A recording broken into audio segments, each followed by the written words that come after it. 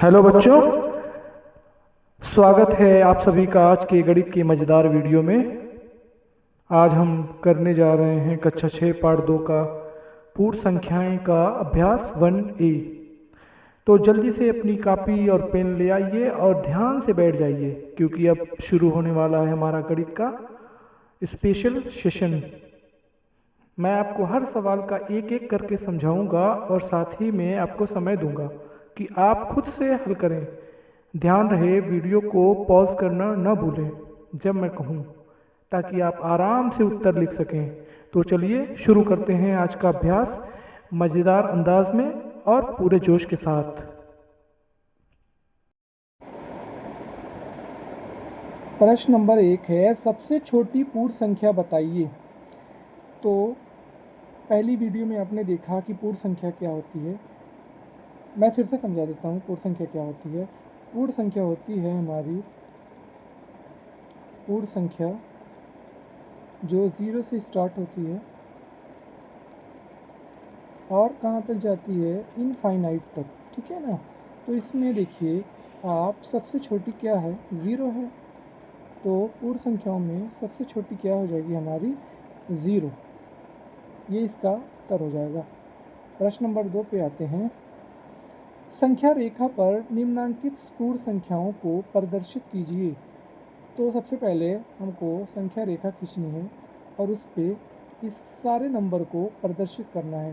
तो आप जानते हैं कि सबसे पहले 0 लिखते हैं। 0 के दाहिनी तरफ धनात्मक और बाईं तरफ ऋणात्मक होती हैं। ठीक है, तो इसमें सारी संख्याएं धनात्मक हैं, तो इस साइड ही लिखनी है आपको।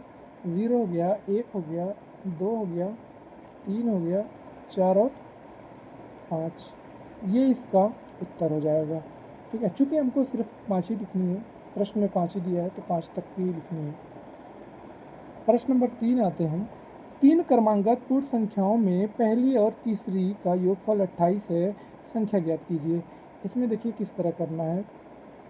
देखिए 28 दे दिया है पहली और तीसरी का योगफल, और आप जानते हैं कि दो संख्याओं का अगर हमको दो संख्याओं का योगफल दिया है, अगर बीच की संख्या निकालनी है, सेंटर की निकालनी है, तो दोनों संख्याओं को जोड़ के 2 से भाग कर देंगे तो बीच की संख्या निकल जाएगी।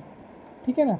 जैसे इसमें दिया है कि इसमें दे दिया है 28, दो संख्याओं का हमें पहली और तीसरी का योगफल 28 दे दिया है। अगर हम इसको 2 से भाग कर दें तो बीच की संख्या निकल जाएगी। 14 दूना 28, ये कट गया, 28 14 हमारा आ गया इसमें। तो 14 के बाद एक 15 आता है और 14 के पहले एक 13 आता है। ठीक है ना। ये हमारी देखिए पहली संख्या हो गई, ये दूसरी संख्या हो गई, ये तीसरी संख्या हो गई। पहली और तीसरी का योगफल यानी 13 और 15 का योगफल हमारा क्या हो जाएगा, 28, और बीच की संख्या हो गई हमारी 14। ये इसका आंसर हो जाएगा। ठीक है, पुश करके आप लिख भी सकते हैं। आते हैं प्रश्न नंबर 4 पे। इसमें देखते हैं, यदि 3 क्रमांगत पूर्ण संख्याओं में मध्य की संख्या 39 हो तो तीनों संख्याएं ज्ञात करिए। देखिए इसमें मध्य की दे दी हुई है 39।